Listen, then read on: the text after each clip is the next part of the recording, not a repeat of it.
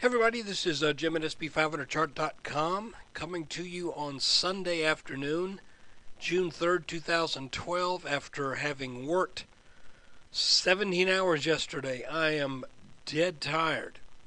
But it's time to do the video using time-honored techniques to understand modern markets. But before we look at it, I need to remind you that the website and this video are for educational purposes only. Nothing stated at the site or in this video is intended to be used as investment advice. I control lines on charts, but you have to draw your own conclusions from your own research. And you have to make investment decisions that are suitable for your personal financial situation. I'm not a licensed financial pro, I'm just a guy that draws lines on charts. So let's take a look. Well, on Friday, it's pretty clear the markets were having some trouble. Down roughly 2.5% was the S&P. And what's interesting about this is, again, you know, I've been kind of, it's hard to say when this kind of a pattern forms after a downward channel.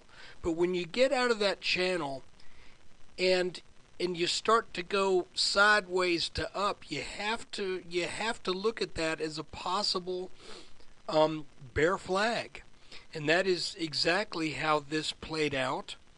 At the same time, when you break through support levels, you also have a reasonable expectation of some back tests. So when you're in this pattern, you just have to kind of wait for the break.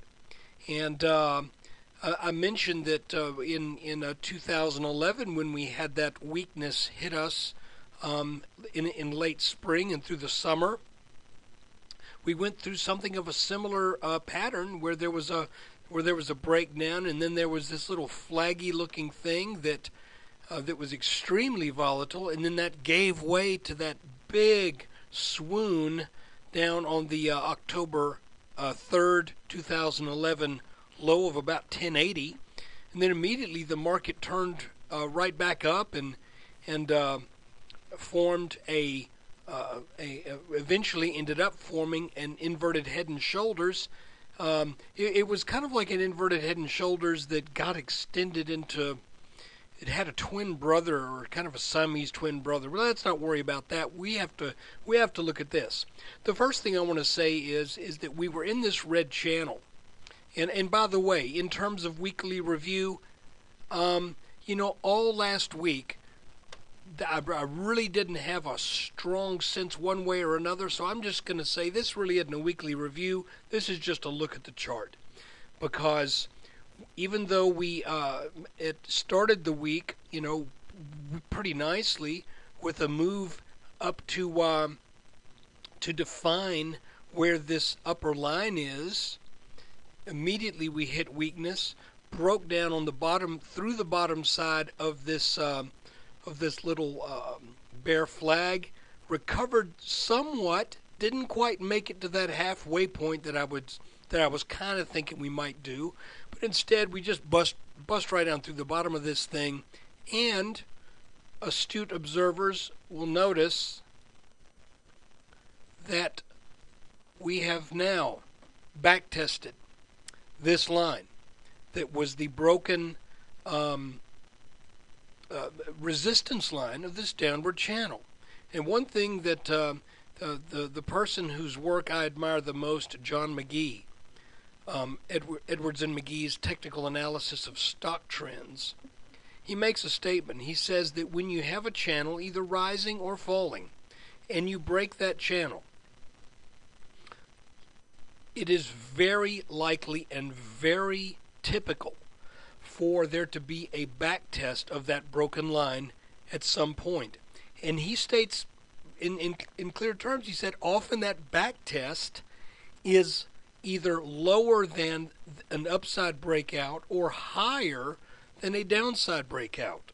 And we've seen that in the S&P over the past number of months. We've seen breakouts of rising channels that, well, heck, I'll just show you one. I'm not quite sure how far back I'm going to have to look.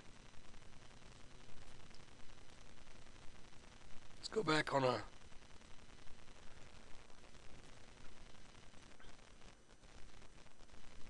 Well, you really can't call this exactly a back test here, but this right shoulder on this head and shoulders was basically an attempt at a back test on this broken support line. We've seen better examples than that, but let's just suffice it to say, well, for example, right here, we had this channel. See that line right there? We were in this channel, it broke down, and then it came back and back tested really strongly. So we see now that we're in a downward channel, broke out over that, and now came down on a big red candle and back tested that. So that seems to indicate that that the market is oversold at this point, has come down to this line, did not get back into the channel.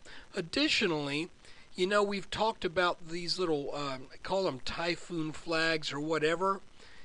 After that big downward move, the market just kind of continued to sag throughout the day. And you can see that I have drawn a trend line that essentially has held the market up for the last 3 days, this line right here.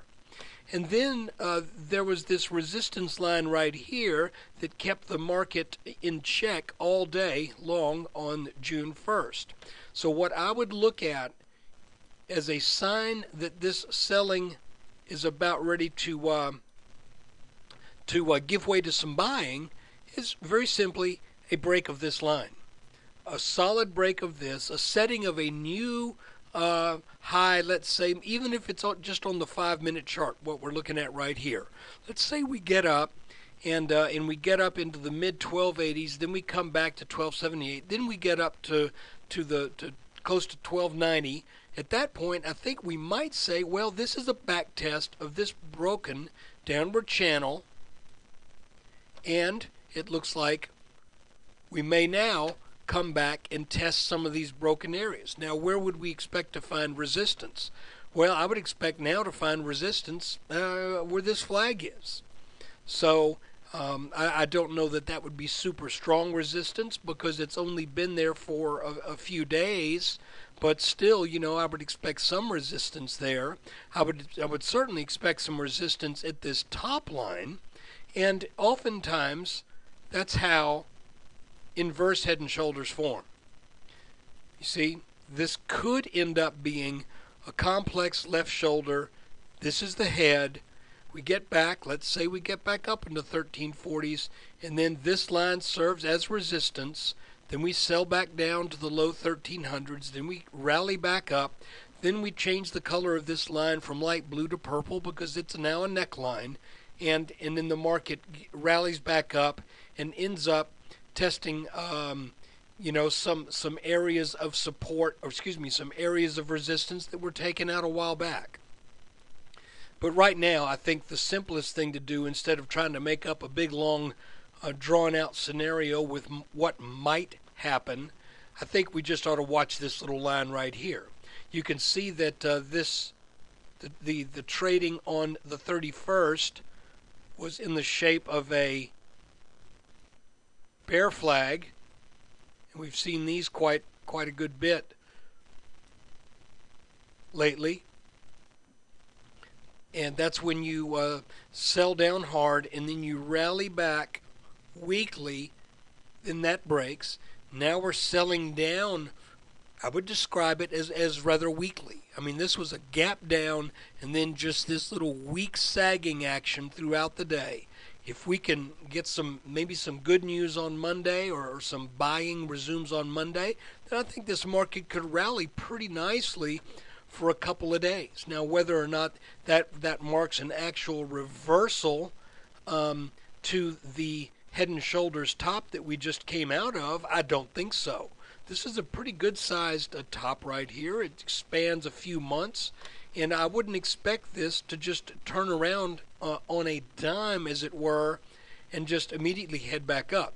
I think we would probably expect there to be some kind of pattern to form over the next weeks or even month and a half that would then signal that the market has found a base, it's built the proper foundation, and now the market is ready to rally. And if it does this, we have this neckline of the head and shoulders top right here that is actually, headed up at a decent clip. And in a few months, this could be over 1,400. Who knows? Maybe that's where we're going to rally back to. But like I said, that's very kind of long-range hypothesis. Nothing indicated yet in the chart says that will happen or that it will likely happen.